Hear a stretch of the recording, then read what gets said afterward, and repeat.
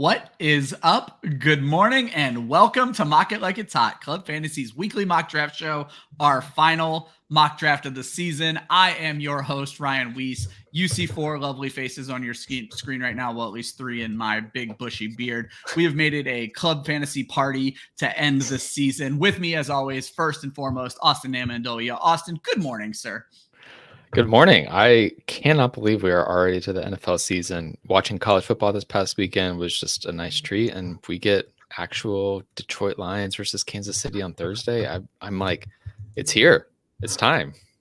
Yeah, and for Club Fantasy, I think that's just a perfect game to start the season because, like, we like a lot of players on the Lions. We love the Chiefs in our fantasy draft, so I think that works out quite well. Someone who may not love the Chiefs, the founder of Club Fantasy, Philadelphia Eagles fan, Josh Hudson. Josh, how you doing this morning? I mean, I like them. I'm just a little down on them right now because, yeah, they disappointed me. They disappointed me in February, so I'm a little bitter, but I get it. They're good. And our dynasty, the head of our dynasty content, Joel Worth, also with us. Now, Josh has been on the show. Joel's been on the show. Austin's been on the show. So you know these folks. Joel, how are you doing today, buddy? Awesome. Yeah. To Austin's point, it feels like just a couple weeks ago that Sicoli and I were talking about how we're in the summer doldrums of the off season, and like we're already here. It's like 3 days until we have actual footballs.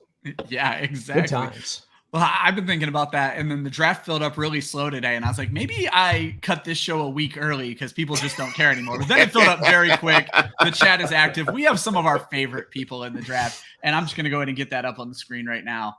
Guys, it's the end of the year. It's another home league draft. This is your standard PPR mock draft, 12 teams, 1 quarterback, 2 wide receivers, nice thin rosters like you would typically see in your home league, kickers and defenses, because we're going to yell at people when they draft them too early. That is the fun we're going to have in this draft. If you've never watched the show before, we are not going to go over every single team. We're going to go over picks that make us laugh or make us cry or just kind of stand out to us. That's what the point of the show is to help people understand the value of mock drafting and help you get better at fantasy football. With it being this close to the season, 3 days away, you probably have done your drafts already unless you have a draft tonight, which I actually do. So this might not be a ton of help, but I promise you it's going to be a ton of fun. I'm going to go ahead and get the draft started, and then we will start talking.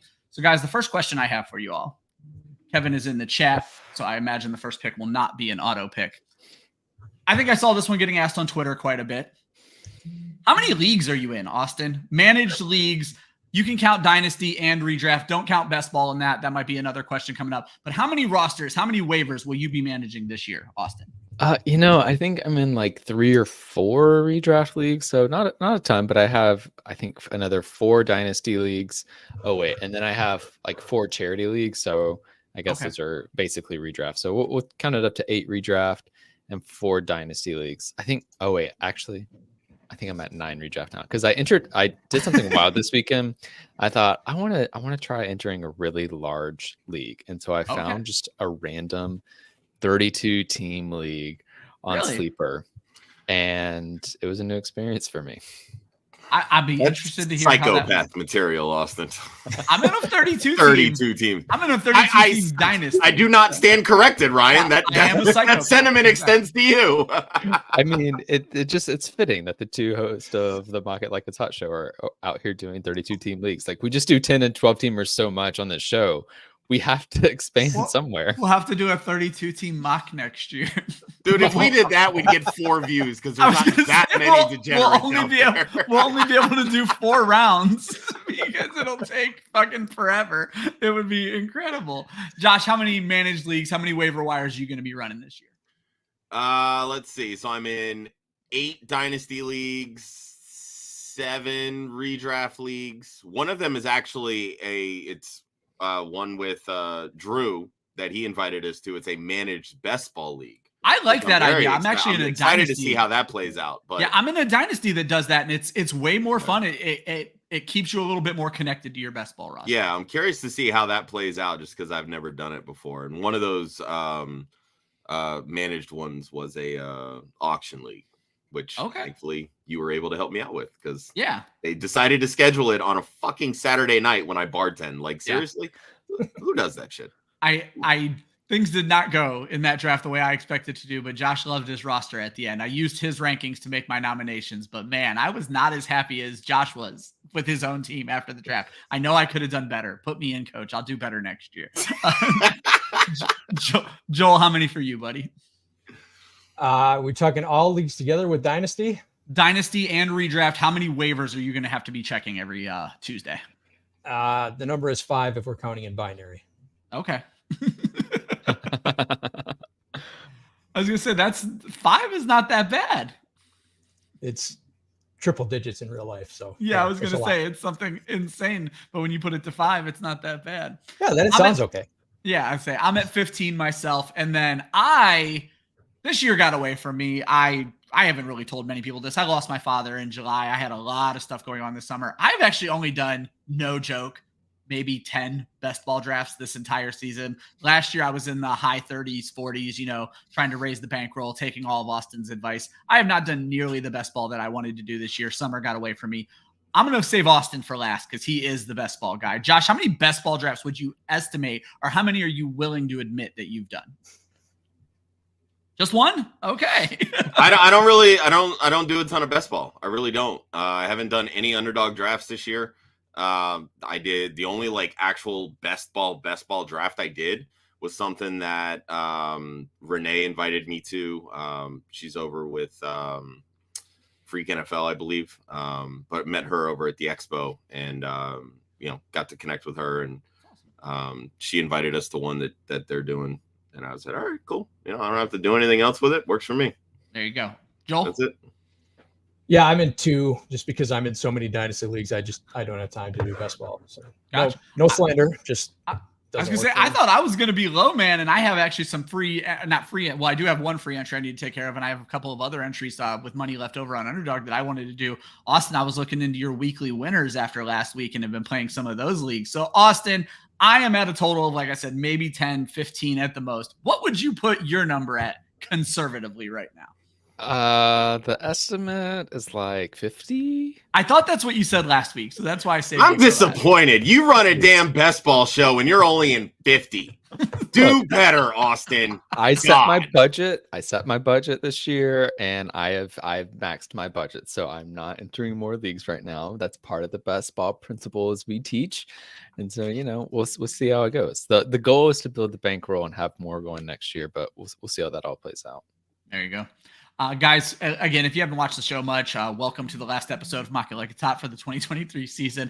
We will talk more about the draft as we progress a little bit in the draft. Right away, I like to just get started with just some fun questions. The next question I want to ask you guys is, Austin, you're very well aware, we like to do a lot of different kind of mock drafting, and we joked we're going to look into a 32 team for next year. But we have done a ton of different drafts, all flex leagues, IDP leagues, super flex leagues. Josh, has there been a league this year with a different kind of rule set that you've played in that has stood out to you? Have you done anything weird and fun this year? No, I'm kind of pretty boring. I will say when we set up the WAF galvanized best ball leagues, I did have a lot of fun doing some extra bonus points and stuff like that, which really kind of drove up the projected points for some of the players. And I like seeing all these messages in the chat and everything like, oh, wait, what? Why are all these points jacked up? I'm like, read your settings, people. But outside of that, I haven't really done much else. So. I love, Josh, you've led into one of the first tenets of the Mock It Like It's Hot show. Know your scoring, know your roster settings, know your league rules. Joel, have you had anything weird and wild?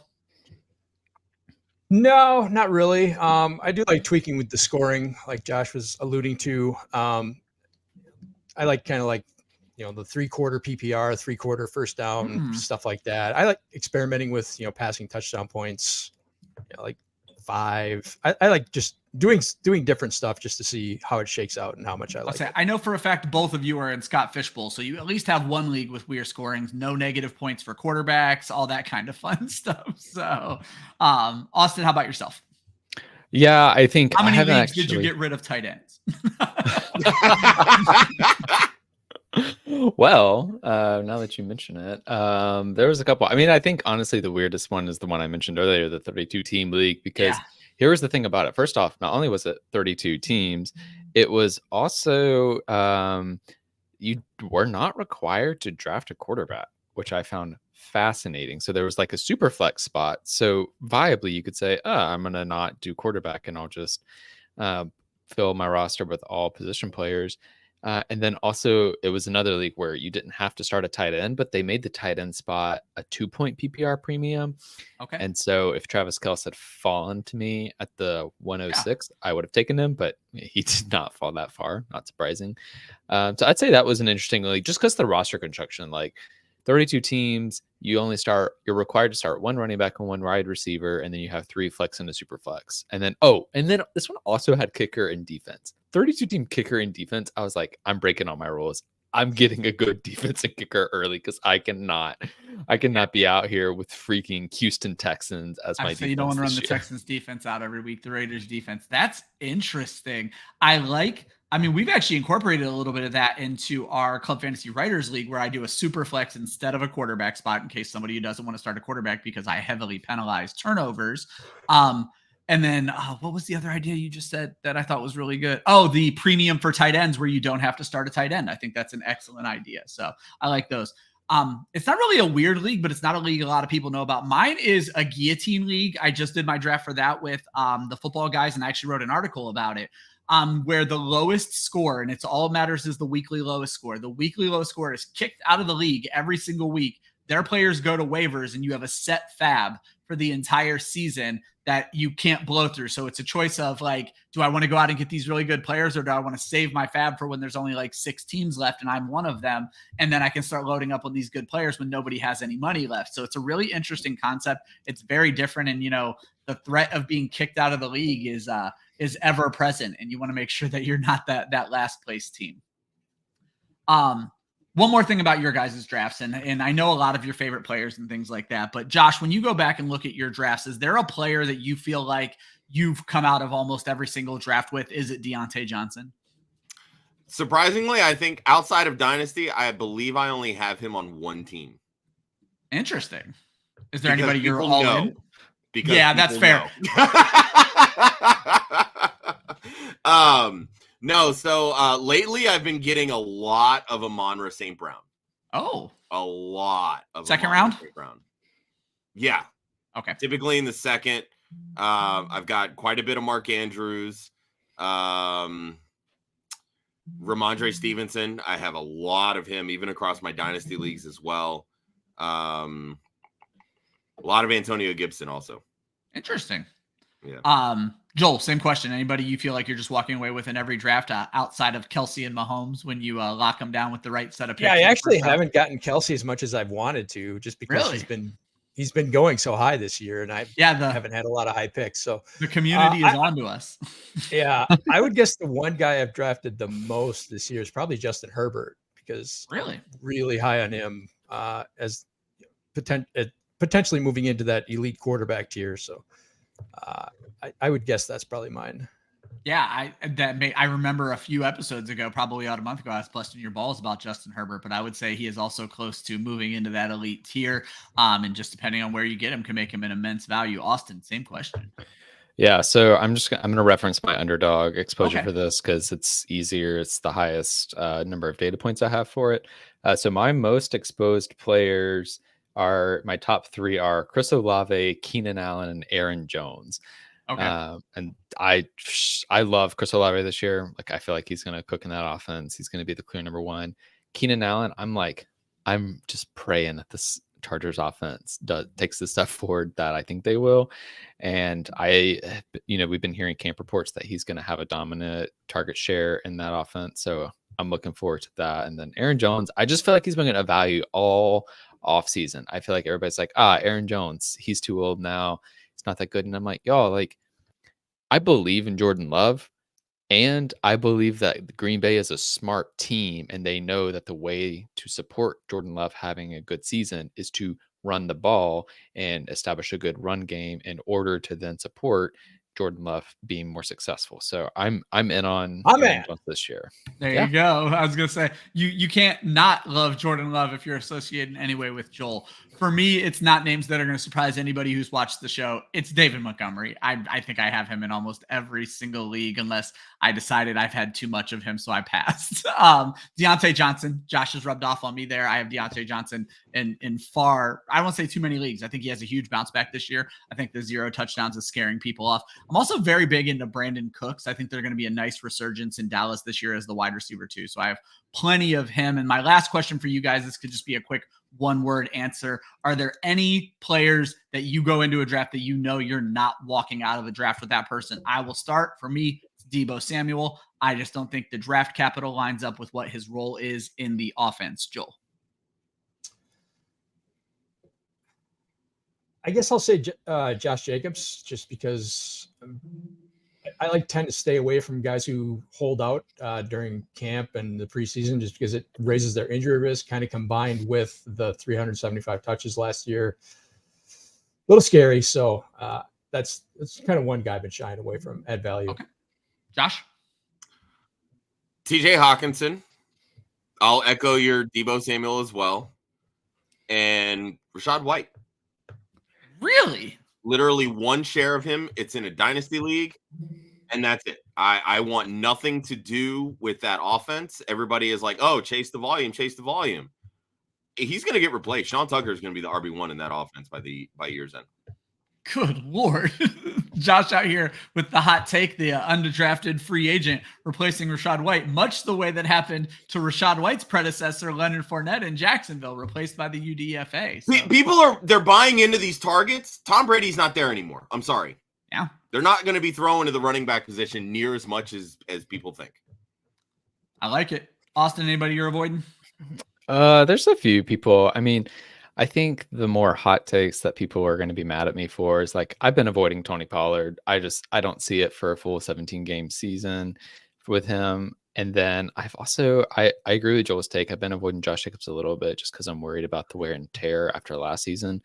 The other one that I've not come away with the draft is Calvin Ridley. Like, I think he's probably going to be good. Great call out.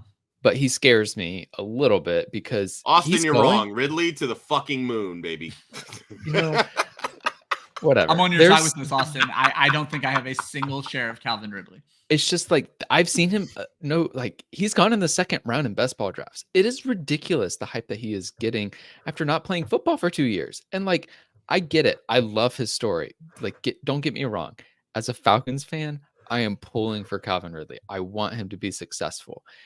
But I'm not banking my fantasy team on him in the second or third round right now. I'm taking one of these guys like Keenan Allen, who I know has been consistently a solid producer and a solid target shareholder.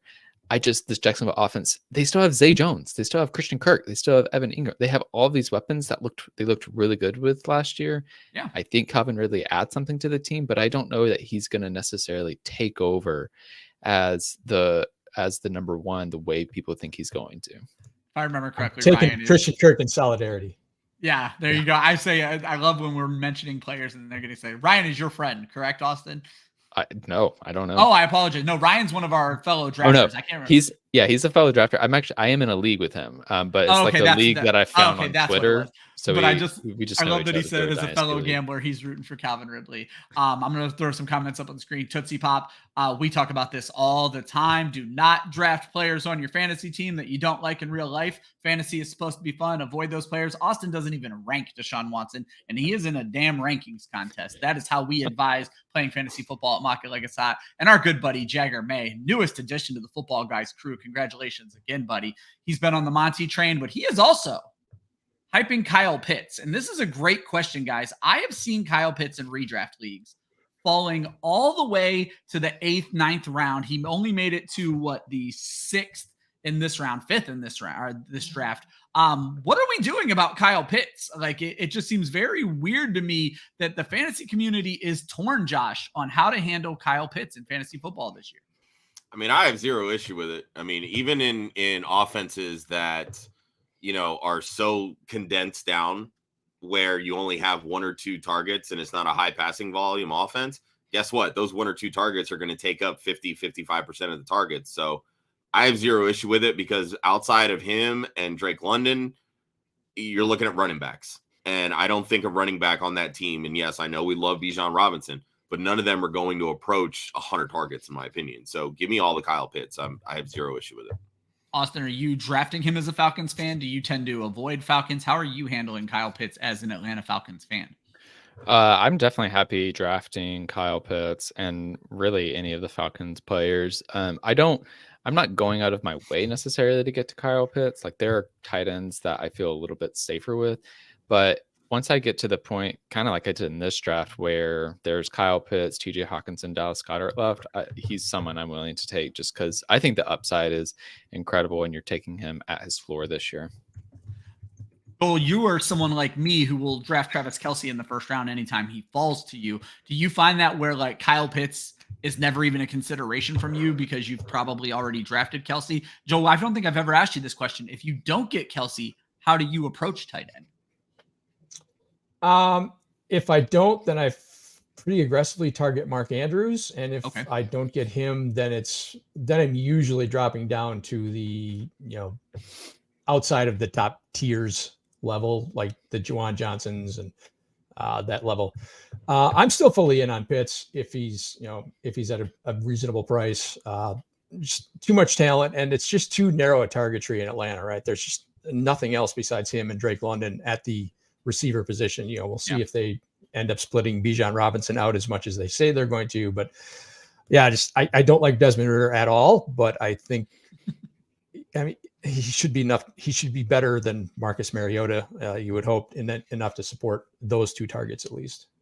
Yeah, one of the reports I've been seeing a lot out of Eagles camp, Josh, is that Marcus Mariota is awful. And I wonder if he was just that awful last year and we're just forgetting about it because the rushing touchdowns kind of made him look a little bit more pretty. When you're only throwing the football 23 times a game, yes, you are fucking awful at football. I'm sorry. If you're seriously, your coach is literally saying, I do not trust you to throw the football. His deep ball percentage was one of the worst in the NFL last year. Awful. Like the targets to Kyle Pitts, dude's got like a monster wingspan and he still couldn't catch him. Yeah. That's how bad Marcus Mariota is at football. And I'm telling you right now, the only reason he even has a job right now is because of the veteran tag on his name. That's it. And the fact that I heard number 2 Tanner McKee like flat out outplayed him like the entire preseason. So. Oh yeah. Yep. We're going to stick with the tight end talk because I think one of the questions I've been seeing the most lately, and this is something we've addressed on this show numerous times, but we might have some new viewers. Shout out to everybody tuning in for the first time. We appreciate every one of you. So last year, as we're all fully aware, Travis Kelsey ran away with the tight end position. It was a historically bad year for the tight end 2 on top of Travis Kelsey just owning the tight end 1 spot. So the question is, you now, as Joel has pointed out, have to spend a first-round pick and probably an early first-round pick to get Travis Kelsey. Are we overvaluing what happened last year, Austin, where Kelsey was just the top of the pile and nobody was even close? Could we see a better year from Mark Andrews? But more importantly, Darren Waller may have put himself into position, and we are talking a wonderful little gap in ADP where instead of spending a first on Travis Kelsey, you could spend a third on Mark Andrews, or you could spend a fifth on Darren Waller. Are we overvaluing Kelsey? Should he not be a priority in the first round? Are you willing to go against everything we've said on Mock It Like It's Hot for 5 months now? So maybe not shocking. I'm going to give a really complicated answer because it's just what I do. First, the simple answer is no. Like, we're not overvaluing Travis Kelsey because the thing about him is his floor is tight end 1. Like, that's just what he does. He is perennially the tight end 1. So yeah, it is very worth taking him. He is often performing at a wide receiver 1 level. And so it's basically like you've taken a top 10 receiver and put it in your tight end spot. You're not going to get that with any other tight end. What I will say is I have been more willing to pass on Travis Kelsey in early rounds, usually in best ball settings where I'm like taking the game theory approach and saying that I think there's going to be regression in the tight end spot, that Travis Kelsey may not have as many touchdowns as he did last year. He's still going to be great. He'll still be tight end one, caveats, and that other tight ends will likely perform better enough for me to find some positional value early at a different position than tight end. So I can talk myself into passing on Travis Kelsey. I often pass on him in best ball settings, but in redraft where I have to choose my tight end every week, you can't draft him soon enough, right? Just because he's going to be consistent, you can count on him week after week after week. Joel, I'm going to let you add. I mean, we've been talking about it, and I know you're of a similar mindset. I did find it interesting that you said if you miss Kelsey, you pretty heavily target Mark Andrews. If you miss Kelsey in the first round, is Mark Andrews your second round pick, or do you wait for the value in the third round? Depends on where I'm picking. If I'm at the bottom of the second or at bottom of the first, top of the second, then I'm probably not taking him there and trying to wait, but I probably won't get him. So that's where I'm probably looking at the lower tiers. If I'm kind of at the mid to back end of the second, then I would take him there. Okay. And Josh, same question. It's really, Josh, I want you to talk a little bit about Darren Waller. I don't know what your take is on Waller. I remember when he first went to the Giants, we had a show where he's very clearly going to be the wide receiver one. And you put out, if I remember, some pretty heavy target numbers where you were projecting Darren Waller. What are you thinking Waller is going to do in the Giants being arguably their wide receiver one? Yeah. And that's what it boils down to, right? When you want a tight end, you want a guy that's going to be either the target hog in the offense, a la Travis Kelsey, Mark Andrews, or at the very minimum, the target two in a higher passing volume offense, right? That's what Darren Waller is. He is the wide receiver one for the New York Giants. Plain and simple, flat out. When he was the wide receiver one in Oakland or Las Vegas or wherever the fuck they were when he was doing his thing, he 140 targets, 20+% target share. Like, that's what you want out of this offense. He can move all over the formations. Daniel Jones is clearly set up to own in right on Waller in this offense. So for me, like, the target share in this offense is Waller and Saquon. It's not even a wide receiver at this point because they don't have a wide receiver that is capable of commanding those types of targets. Could Jalen Hyatt get there? Sure, maybe. But I think early on, they're going to use him as sort of a joker in that offense where they're just going to kind of move him around, scheme him open, and he's going to be the deep guy that stretches the field. Everybody wants to make note of the Sauce Gardner clip that was going around. Jalen Hyatt beat Sauce on that play. If that's Daniel Jones throwing that football, that's a touchdown, and we're thinking very differently of Sauce Gardner at that point. Yeah, exactly. So it's just kind of my thoughts there. But that's why I took Waller there at what was it, 410? Yeah. Like, I had zero issue taking him that early in the draft. Yeah, and for those following along with the draft, Kelsey went at 104. Andrews went at, what is it, 211? Or no, hold on. My old eyes. 302. 3-2 for Andrews right in the third round, and then 410 for Waller. So right about where they're going in ADP. Last question, I'm going to bug you guys, and I'm going to scroll the draft up, and then we're going to start talking a little bit more about the draft. I think the most common question I got yesterday, and Josh, you even mentioned that you got it a couple of times, is I have the first pick. Who should I take? And the two names constantly thrown at me are Christian McCaffrey and Justin Jefferson. Josh, I'm going to start with you because there's a third name we'll often throw in there. Here's my question I want to ask you, and I think this could go for some of the analysts even watching this show right now. Before you answer that question, what questions do you ask? Because I like to know a little bit about the league before I even answer that question. Yeah, I mean, that's obviously the big thing, right? It's the settings. What are the settings? Is it super flex? If it's super flex, it's a quarterback. There's no question in my mind about it. Is it points per reception? Okay, you can make a case for taking a running back as the one overall, or you can say, you know what, I want the guy that I believe is the wide receiver that's going to see the most targets and potentially the highest catch percentage. Is it half PPR? Is it standard?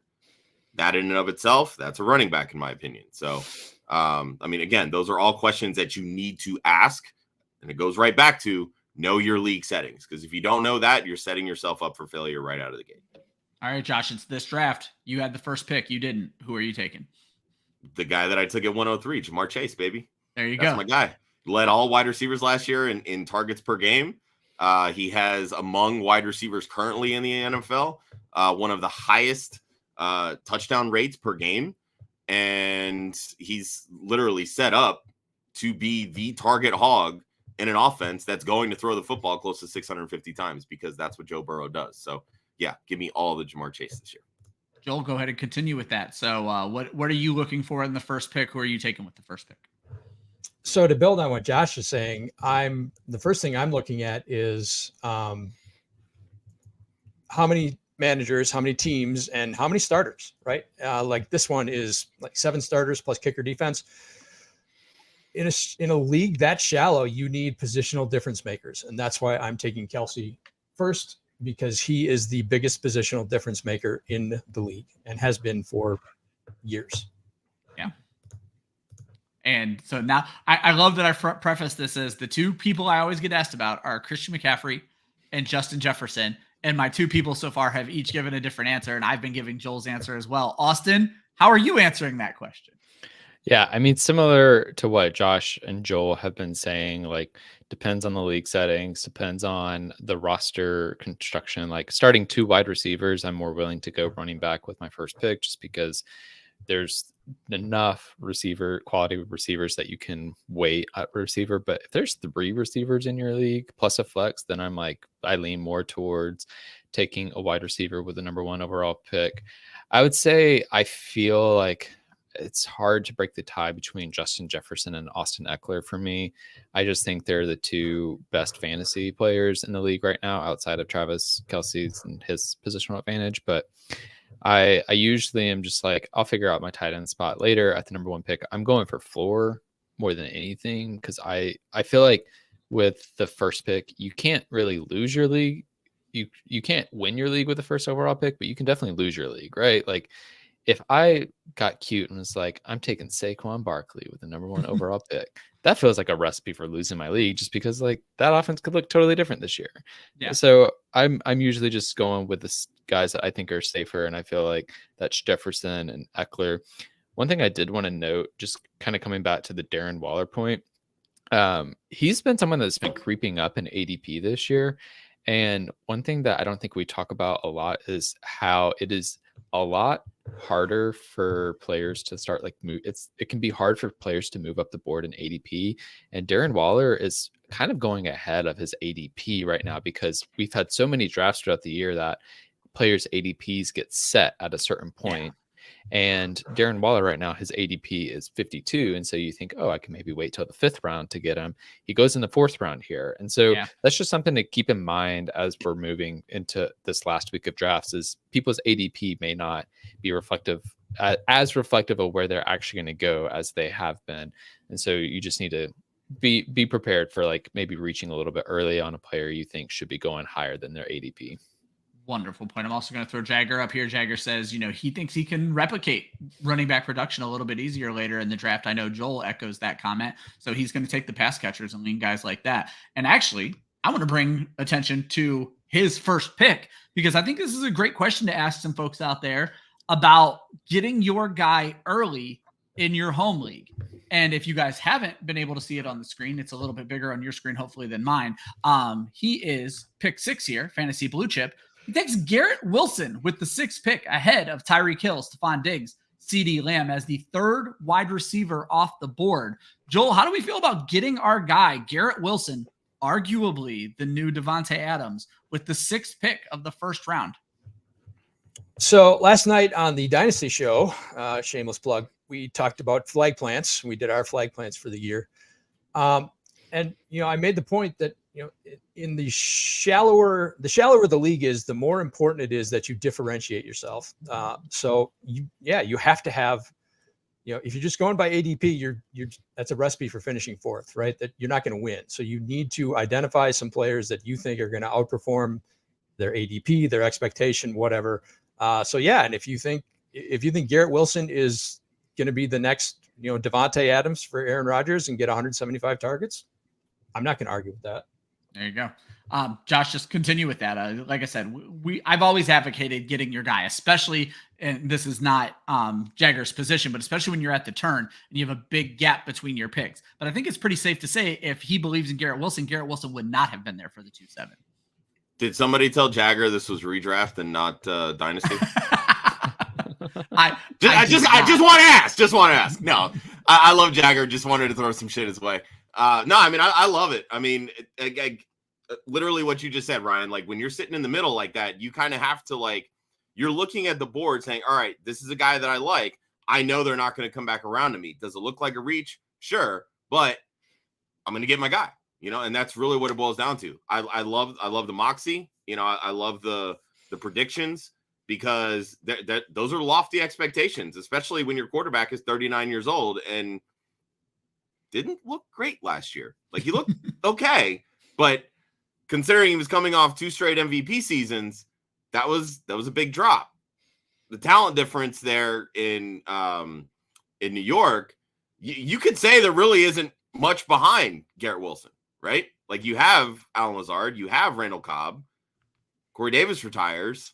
I mean, it's still pretty thin there. And the only difference last year was that it was breaking in rookies that you hope are talented, right? We know what we have with Garrett Wilson, but if teams are going to go through and double and triple covered him, how the hell did I go on auto pick? This is what happens. All right. It's the mock draft show. It's going to happen. Right? Yeah, it's fucking 12th round, whatever. Make sure you turn it off.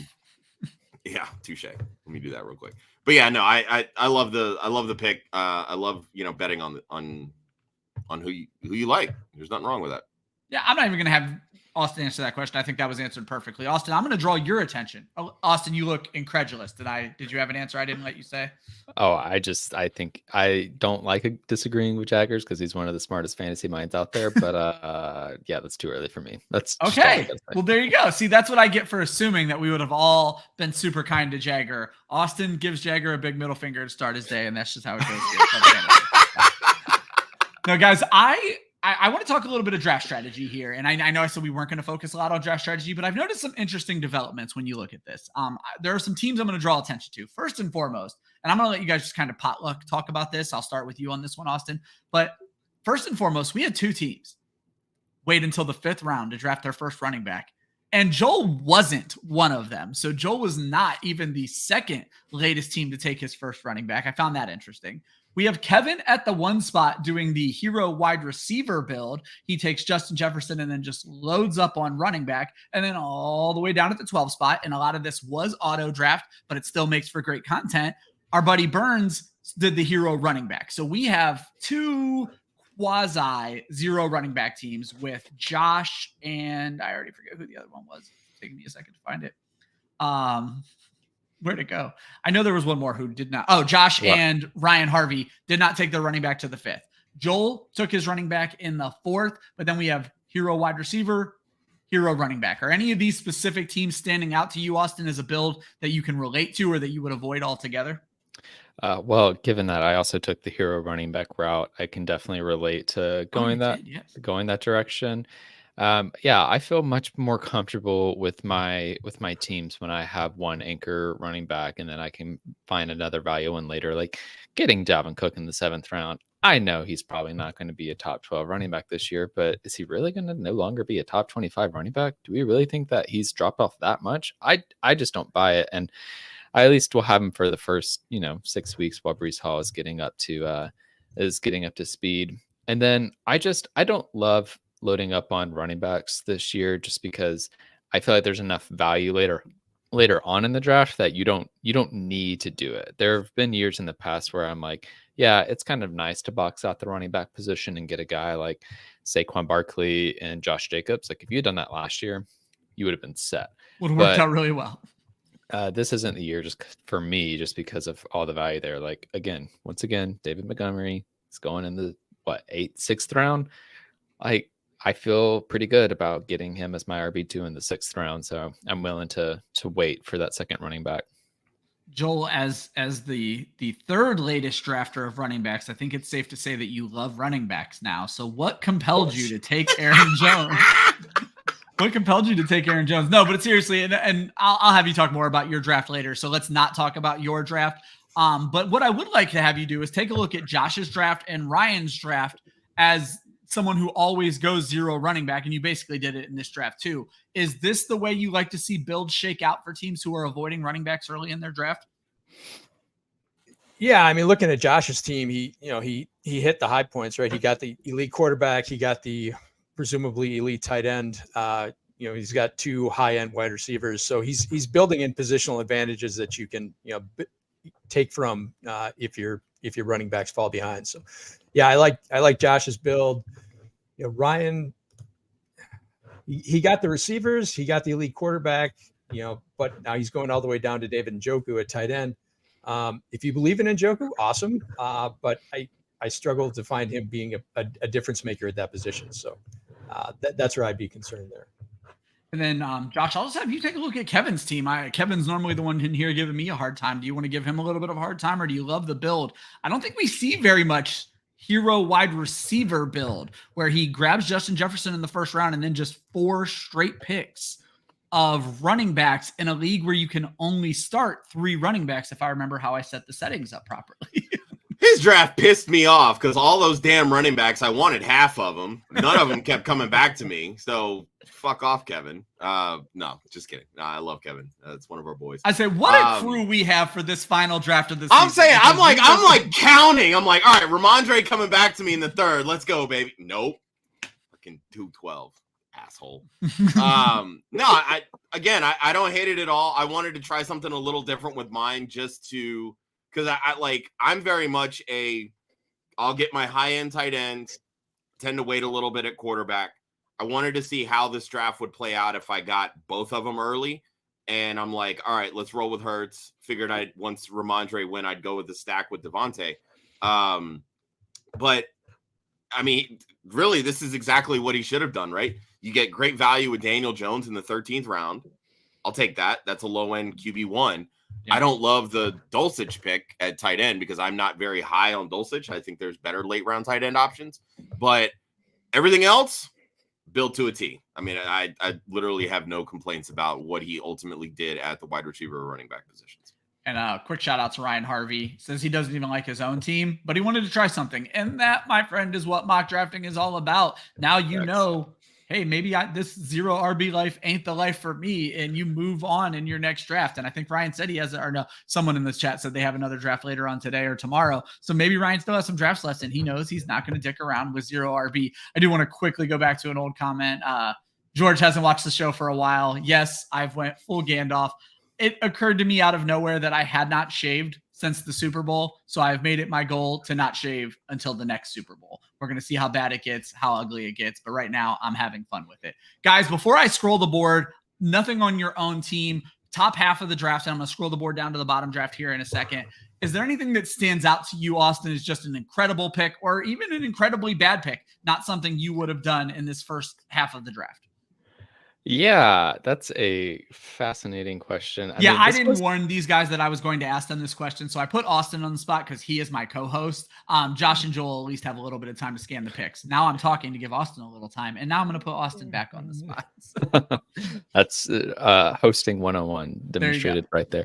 Now, I think Josh Allen falling to the 307. Like, what? This isn't 6-point passing touchdown. This is standard settings for a quarterback, and he's consistently the QB1 in fantasy football. Like I don't understand how he fell that far, and I mean I would have been taking him. Now Joel took the first quarterback to get the stack with Patrick Mahomes and Travis Kelsey, so I get the team building idea there, but still following all the way back down. That's the one that surprised me. I almost got to take him in the 3rd round. Yeah. And I would have loved getting that value there. Yeah. The 9-pick gap between Hurts and Allen feels a little wide. Josh, same question. I mean, a lot of early love for quarterbacks here. I mean, you're looking at 4, 5, 6, 7, 8 quarterbacks within the first 4 rounds. Found that interesting too. That was very surprising. Like, I mean, I understand taking your, Hurts, Mahomes, Allen, I guess to a degree, Fields and Lawrence or Fields and Jackson, excuse me. Yeah. Based on the rushing upside. I mean, I'm huge on Justin Herbert this year. I think he's going to have a top 5 finish. Obviously, Burrow's up there as well. And I love Trevor Lawrence, but I think that forcing those picks a little earlier feels a little in my opinion. But also I want to point out Team 12. Taking both Deebo Samuel and Brandon Ayuk. Ooh, rough First strategy. off, that ADP gap, 312 for Deebo, 6'1" for Ayuk is fucking asinine. Yeah, go get That your is Ayuk. stupid. Wait on Ayuk. Deebo is a overpaid gadget player, in my opinion. Certainly not worth the 3rd round pick, but taking both of them feels a little for me. So I love it. Joel, same question. So the interesting things I think are where the high-end injury questions are going. So Austin took Cooper Kupp at 205. I love Cooper Kupp, don't get me wrong, but I'm really nervous about that injury. And then Kevin taking Jonathan Taylor at 5'1". Yeah, that's so pick 49. That's a guy who we know is going to miss at least a quarter of the season. Yeah, like he can't practice until week 5. So is he even going to be ready to go? So I'm basically assuming he's going to miss the first half of the fantasy season. So I think. But as your RB4, that's a lottery ticket. exactly. Understood, but he passed up his wide receiver 2 to take that wide receiver. And that's that hero wide receiver. He can make a wide receiver 2 consistently out of Evans and Lockett. They're both boomer busts. So as long as he guesses right, he'll be fine. Yeah, the one I was actually going to draw attention to the Jonathan Taylor pick as well, but not so much about Jonathan Taylor being a good pick or a bad pick. I kind of agree with Josh. If you don't need to start him, it's not that bad of a move. But I do find it interesting, the gap between Jonathan Taylor and Alvin Kamara that are essentially in the same boat. You could argue Jonathan Taylor is a far, far, far, far, far, far better player. But there's also no guarantee Jonathan Taylor is coming back, whereas Kamara's coming back in week 4. So the gap between those two really stood out to me in the first half there. I found that one quite interesting. I don't know if it means Taylor went too late or Kamara went too late or Taylor went too early, but those two I've kind of been combining with each other in drafts, like looking at them very similarly, and to see them go with that big of a gap, almost 2 full rounds. But Josh, I love what you brought up. The Brandon Ayuk dip. By that dip, the man is the wide receiver 1 there. All right, guys, I'm going to scroll down here, get the last couple of picks into the board. And before we jump into this, I'm going to put you guys on the spot right now so you're aware. I'm going to ask you basically the exact same question, which is what kind of stands out to you before we let you talk about your teams and get out of here for the final episode. I'm going to throw in the keep trade cut. And I was so glad to see Josh join the show because these players kind of line up with a lot of Club Fantasy's favorites. I literally called it Club Fantasy's favorites. In ADP, they're a lot closer than they went in this draft. 2 of these guys went in round 6 of this draft, but the other one fell all the way to round 8. So your answers could be very boring here. I'm just going to be interested to hear them. Joel, I'm going to start with you. Keep, trade cut, David Montgomery, Deontay Johnson, Khalil Herbert, all going about the same spot in drafts. You're looking to fill your flex spot. You were one of the earliest people I knew touting the Khalil Herbert train. Keep, trade cut, David Montgomery, Deontay Johnson, Khalil Herbert. So you're just asking me to pick between my children? Yes, exactly. Sophie's Choice. Exactly. The Sophie's Choice episode of Mock It Like It's Hot. That's what he does. Yeah. That's how this goes every week. I'm already dreading it. Lean on this, Joel. Lean on this. Scared money don't make money, baby. Right. That's true. All right. I'm going to keep Montgomery just because I think that upside is massive. I think he's going to be a better version of Jamal Williams last year. So I'm not letting that go. I think Deontay Johnson has more trade value than Khalil Herbert, so I will trade him, and I will just stick a knife in my gut and cut Khalil Herbert. Oh, my goodness. I do want to point out, Joel, knowing the rules of the game, and this is something we always have fun with, the trade value of players always makes me pick that player first because I'm that person who's always looking to make the trade. I don't really care which one I end up with. I just want to make sure I get the most out of my trade, Josh. Keep, trade cut. I mean, if I'm not keeping Deontay Johnson, what are we doing? You really asking me this question? Like, let's be honest. Yeah, I'm keeping Deontay, trading Monty, and cutting Herbert. It's pretty easy for me with Herbert. I think that so much is being overblown with him because of the big play potential, which I love.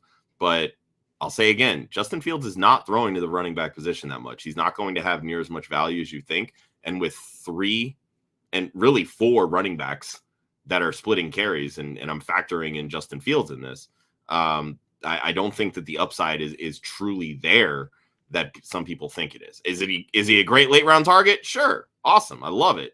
But when it comes to the value that Monty has as a legit like first, second down guy, touchdown upside, and then the target volume that Deontay Johnson has, Herbert doesn't stack up, in my opinion. Yeah, and to be fair, this draft played out that way, and this speaks a lot to what Austin said about ADP maybe not catching up, whereas I'm looking at ADP, and it shows them all together on Fantasy Pros, but when we see it live in draft, Herbert is taking that dip, Austin. Yeah, so for me, I am going to also keep Deontay Johnson. I hate that this is where it's going, but I'm going to trade Khalil Herbert just because I think there's enough nuts out there like Joel who will buy the dip on Khalil Herbert and I can get the trade value for him on. And then I'll cut David Montgomery. And it's like, I can make a case either way to keep Deontay Johnson or David Montgomery. I like the upside of Deontay Johnson where I'm getting him in drafts right now. Like people are just like, he scored 0 touchdowns last year, so he sucks. And I'm like, yo, that's just not going to happen again. This offense is going to be better and it's going to regress the other way. I feel like he easily could end up as a wide receiver 1 this year, just if he has a normal touchdown season. I love it. Go, baby. Top 10 2 years ago. All right, I'm going to throw a couple of comments on the screen, and I'm going to have you guys break down your teams. George, I'm actually just going to call you out here. You're just looking at the 4th in reverse. Lawrence went after Burrow. It's just the other direction. So Lawrence went in an appropriate spot, maybe a little early in the 4th, but still after that guy. But Tyler Lockett at 701. Josh called me out on Twitter today and made me go look at my own rankings that I am too low on Tyler Lockett. He was falling into my 30s. And I was like, well, how good was he last year? He was wide receiver fucking 13 good. So I need to take a hard look at Tyler Lockett after I get off this. I love that. James Conner, a guy I'm big on, Scampers, getting him in the 704. It just goes to show around the 7th round, 8th round, there's still a lot of value. Khalil Herbert went in the 8th. There's still a lot of value there. And then before I have you guys talk about picks that stood out to you in the back half, Scampers right away said Van Jefferson over every wide receiver after Juju. That's another case of ADP not catching up with what's going on right now. So guys, last 2 things we're going to do on the show. I'm going to have you talk about your own teams, but first, look over the draft board. Don't talk about your team, Austin. Any picks that stand out to you, good, bad, or ugly? Yeah, I mean, I think Daniel Jones in the 13th round, like, that's just that's beautiful, right? That's exactly what you want. This guy finished. If you're not leading the Daniel Jones hype train, Austin, I don't know what we're doing here. I mean, hey, I took his rushing over this year. It's set at 575 yards, so I'm hoping for another 600-yard plus rushing season from him. I think this offense is going to be better. I think he's going to score more passing touchdowns this year. Like he has better weapons. He's not throwing to I think I wrote an article on him recently, right? Like I can't remember. I wouldn't call it recently. I don't think. I was going to say it's probably been a couple months, but yeah. he hasn't had the same receiving core in consecutive weeks for like most of his career. And this year, hopefully that changes where he can be thrown to the same guys week over week. The Giants have had bad injury luck for the past several years, and hopefully that shifts. And at minimum, like he's got the rushing upside to give you a safe floor, and getting him in the 13th round as the last quarterback taken just feels like a steal. There you go. Josh, same question. Good, bad, ugly from the bottom half of the draft. The good Tyler Algier at 10-9. I was very disappointed because I wanted him at 10-10. Fuck you, Joel. Bad. I also love Nico Collins at the 11-10. That look, he is the wide receiver 1 on that team, so I'm all about it. The bad for me, and I know it was probably an auto pick, but come on, what are we doing taking kickers in the 9th round, guys? Yeah, it was definitely an auto pick. Blue Chip was on auto for more than half of the draft. Yeah, so. That's rough. Those are kind of the standouts for me there. All right, and Joel. So when you're talking about going to get your guys, my guy, Christian Watson, who probably should have been my answer to who are you drafting most, but I've been talking about him literally nonstop for the past 6 months, went in the 4th round, which is as high as I've seen anyone not named me take him. So yeah, love Lewis Hall going to get apparently his guy as well. And I expected him to come around to me in the 5th. So props out to him there. Yeah. I'm just going to quickly throw out that none of my late round flyers, I've been scanning the board here. So I, as Austin will tell you, I miss players all the time, but I don't think I did. Neither of my 2 late round flyers from the Rams were even selected in this draft. 12 teams, Puka Nacua, Kieran Williams, can't even make a roster in a 12-team draft. I guess that's on me for having way too much faith in guys that nobody even knows. That's because you only set it at 14 rounds, Ryan. That 15th round 15th smash, round was baby. all Kieran Williams. Every Ram known to the face of the earth. That's what happens when you put Absolutely love it. kickers and defenses into a draft. There you go. Right? Yeah. I'm not even going to get into an oops of the draft. So I'm just going to quickly, Josh, you picked first out of this bunch. I'm going to have you go over your team. You do not need to go over every player. Did you have a strategy? Was that strategy forced to change?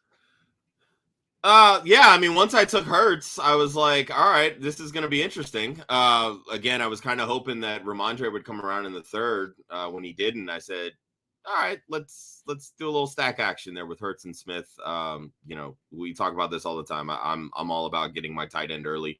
But once I went with Hurts and Waller, I knew things were going to get interesting taking those premium positions early, which in a way kind of backed me in a corner. And I definitely felt like I reached a little bit in those middle rounds. The running backs really dried up right around the time that I ended up taking Cortland Sutton a little bit before I wanted to. But again, like he's my guy there. I've never been a big Judy guy. Now he's dealing with a hamstring injury. This year 2 removed from the ACL, it's wheels up for Cortland Sutton, and where he's going right now in drafts, I think is pretty criminal.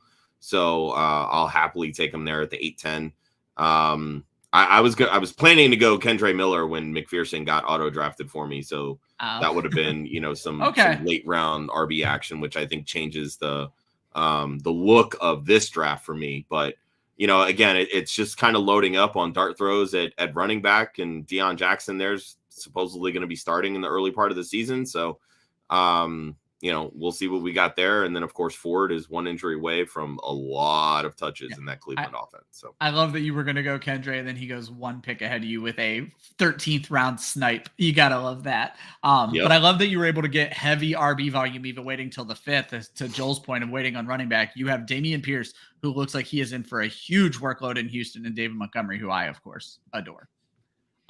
Joel, you know the deal by this point. You don't got to talk about everybody. You started with that Chiefs stack, but does anything else stick out to you in your draft? So, yeah, I mean, just big picture, getting back to the settings, this is, you know, start 7 plus kicker plus defense. So in any given week, if I've got the significant advantage at tight end, I've got a significant advantage at quarterback. You know, if I've got decent plugins or solid plugins like Metcalf, Aaron Jones, Drake London, where are you making up those advantages on me?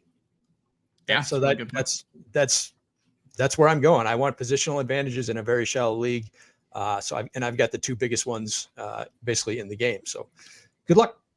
Yeah. And Christian Kirk, you know, you waited on wide receiver. I was so mad at that pick. You want to talk about a freaking snipe? Oh, yeah. You waited on wide receiver, and you kind of jested that you took him based on Austin down talking Calvin Ridley at the time. But what a pick in the 6th round for your specific build. I love that. And Austin, getting to Kirk, just real quick on the difference between Kirk and Ridley, they paid Christian Kirk $18 million last year. He paid off that investment. They're not going to go away from him. Exactly. That's almost word for word what I wrote was they're not just going to ignore him because Calvin Ridley's in the building. So I love that. If anything, it helps Christian Kirk to have Calvin Ridley out there, right? You get some guys worried about him outside, and then Christian Kirk in the slot. Like, come on. One quick thing I'm going to go before I go to you, Austin. I did not realize this was Elixirs. I don't always pay attention to who's in the draft. I don't think Elixirs has ever mocked with this before. Welcome, buddy. Glad to have you. Austin, talk about your team. You started with your namesake. Yeah. So, yeah, I did. So Austin Eckler falling to the 8th spot. I don't know what happened in this draft. That's basically what I got him at the 107 in my work league draft. Like, I don't know why people are so out. It feels like they're out on Austin Eckler. Which is so dumb, he has no competition in that backfield. I don't get it. And so I basically just played the value game throughout this draft. Like Cooper Kupp, I'm sort of worried about his injury, but like the LA Rams have one of the best medical staffs in the NFL. Like, I feel confident that they're going to be able to get him back, and it's just going to be a setback for a week. And then if he comes back week 3, try beating me then. Like, right? Yeah. I'm going to take the value at the 205. Like, he could end up being the number 1 non-quarterback in fantasy again, even just like on a points per game basis. So I'll just happily take that. Some values I wanted to talk about: Chris Godwin in the 6th round. Like, the Tampa Bay receivers, I am comparing them to last year's Seattle Seahawks receivers. I think everybody stressed out last year about the Seahawks receivers. Tyler Lockett, DK Metcalf, they're not going to be as good with Geno Smith, Drew Lock, whatever. And like, yeah, I don't think Baker Mayfield is Geno Smith, but I also think that good players are going to eat, and Chris Godwin and Mike Evans are good players. Also, Mike Evans might get traded to a better team, and then Chris Godwin is going to eat that much more because there's going to be no one else to throw to. I want to throw out two quick things. Their offensive coordinator is from Seattle, and we didn't think Geno Smith was Geno Smith until last year. So there's something to this.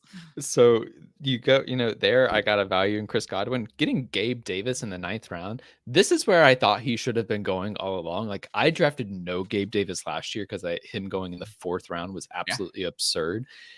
This is where I want to be drafting him. And he's my, 5th? Yeah, he's my 5th receiver. So I can throw him in on bye weeks. If he ends up being more consistent, I just snagged a great value.